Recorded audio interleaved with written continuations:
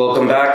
This is another short conversation that we're going to have about natural wine and comparing natural wine to the conventional wines. This is going to be like a short conversation about that. So I'm going to let you go first, Rodrigo, on the natural wines. Obviously, the first time that we tried it was last year, I would say around August. We started actually drinking natural wines, in different styles of natural wine, and just your experience from switching to tasting natural wine and then going back and tasting that regular wine as well. Well, first of all, people always ask what is natural wine, right? Right. What's the difference between the conventional regular wine that we find at any liquor store or restaurants, hotels, and this is a new niche in the wine. The wine industry has become, how do you say, like it became something, and it was far away from the origin of the wine. So the wine it grows in the land. You pick it up during harvest season, in between summer and beginning of fall, and then you ferment it, and then you put it on a bottle, and then you drink it. Mm-hmm. That's the origin. That's what wine is, right? Right. So these people, these creators, they wanted to go back to that, produce it by themselves, ferment it in the ancestral way. Mm-hmm. So and that all remove all the sugar that they added while fermenting the wine. No more sulfites, no more sulfur. It's everything au natural. So that's what natural wine is. Mm-hmm. So there's barely any oak to it. You can add oak. I think some people are doing it, but mainly it's just, let's say, juice, right? The vine fermented and creates alcohol, and you drink it, and it's pleasant to drink. It's very easy to drink. Mm-hmm. You can pair it with food. We just tried a wine that was a little bit more tannic, so it's a little bit more strong for people that like stronger wines. Mm-hmm. But ultimately, the thing is, you're drinking something that's very healthy. It's healthy for your body. It's healthy for you. You wake up the next morning, you don't have a hangover. And that's what really was my first experience with natural wine, was with you, actually. We tried the Suzukaru, and then we tried the Contadino as well. And both from Frank Cornelissen. Yep. We did our first episode on Contadino. Yep. And that was it was radical change for me. Mm-hmm.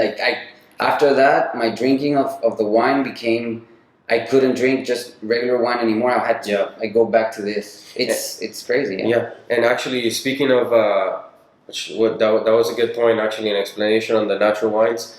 Speaking of the Frank Cornelissen wines, we've gotten word that they got the new 2017 vintages for the different wines that he makes. So we're going to probably be reviewing some of those soon. We're going to get the new Monjabel and the Magma, which he makes. So those are going to be interesting to review and to taste. Another thing I wanted to add on the natural wines, it's a small information article that I got on. It says, what are natural wines? Wine made from grapes organically or biodynamically, the result of natural yeast fermentation versus laboratory yeast, return to ancestral methods, a healthier alternative to conventional vineyards that use toxic chemicals, a healthier alternative to conventional winemaking that adds flavors, colors, additives, preservatives, lab yeast, and mechanical trickery, expressive of place, grape, and year, vivid, authentic, pure, and alive. Which that makes sense, that last little line, alive. When you see the wine, the natural wine, you can tell, like, by the bottle and all the sediments and all that gets stuck in the bottle of all the natural occurring elements, in the wine. And versus a conventional wine that sometimes the color tends to be so purple and dark that you can't tell, and see those organically occurring the thing is, bacteria. It's unfiltered. Mm-hmm. It's so unfiltered. Once you get everything from the grape, you will get the sediments, you will get the dust of the cloud that you sometimes see. So it's going to be cloudy wine. Yes. And that's how. Why would you want it filtered? I mean, this is the best way, in my opinion. I wanna ask you, once you tried it and you go back to regular conventional wines, what do you look for that wine to be? Like, once you're having the regular wine, you know what you're gonna get. Yeah. But then you go back. Well, for me, the conventional wines, always my choice of grape or varietal that that I always drink the most often is Cabernet, of course. Sometimes Pinot Noir, a good Malbec, when eating a steak. When going back, I mean, conventional wines are still good. If you drink the good winemakers, the well-known winemakers, even so, they're still good wines. But these wines, for the price, what you pay compared to a good wine, a conventional wine, I mean, the prices vary so much. Conventional wine for a good one, you could pay $100 to $150. At a store, and at a restaurant can go even more than that. $300. And these wines, you can get the best wine, the best natural wine for 30, 40, 50, the max, around those prices, and they're very consistent wines. And not only that, but you get to taste the experience of trying the natural wine, and I really enjoyed it so far, to be honest. Every time I go back to just trying a conventional wine, it has to be either really good or I don't drink it, because the natural wines, you can open so many, and most of the time they're all really good. They're all good.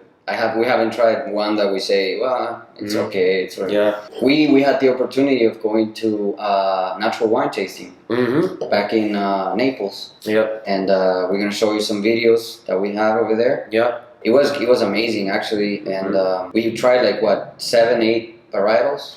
We tried in total, I think it was around 10 to 12 wines.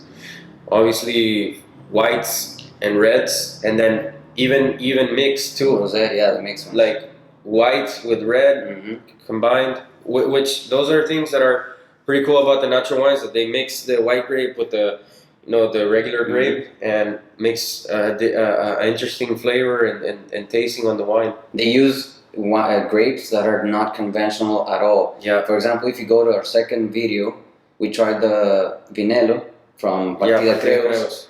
They use a grape that's called Sumol. I've never in my life have heard of such a grape. For example, Frank Cornelissen, he uses Mascarello. No. Yeah. I don't remember the name, but They're complicated. It's not conventional like Cabernet, Malbec, Pinot Noir. Yeah. The regular. Yeah, correct. And they mix it. They have 7 or 6. So that itself, it's really difficult to achieve and to make a great wine with also many mixtures. Yeah. So it's amazing. It's just a great phenomena, and I hope it picks up, and people start being more curious about it and more knowledgeable. And hey, we're doing this because it's fun for us, and we want people to explore these wines and start drinking them, because for us it was like that. We started this channel because we were like, people got to have to taste these wines because they're that good, and like I said, not only because of the price, but because you enjoy these wines, even with company will enjoy it, and it's interesting because it gets people to have that conversation, and that experience too. So I think healthy, good wines that are cheap. Yeah. And the value is just great. Yeah. So what else can you ask for? No, it's good. Good experience overall, and we recommend it, obviously. So this was our small conversation about natural wines. We hope they subscribe to the channel, comment, maybe ask some questions. Maybe we can cover a new subject, or like we said, we're gonna be hopefully reviewing new wines in the coming days. Yeah. If you have any questions, please let us know in the comments. Yep. Or any advices that you might give us, or wine we should try, please let us know. And thank you for watching.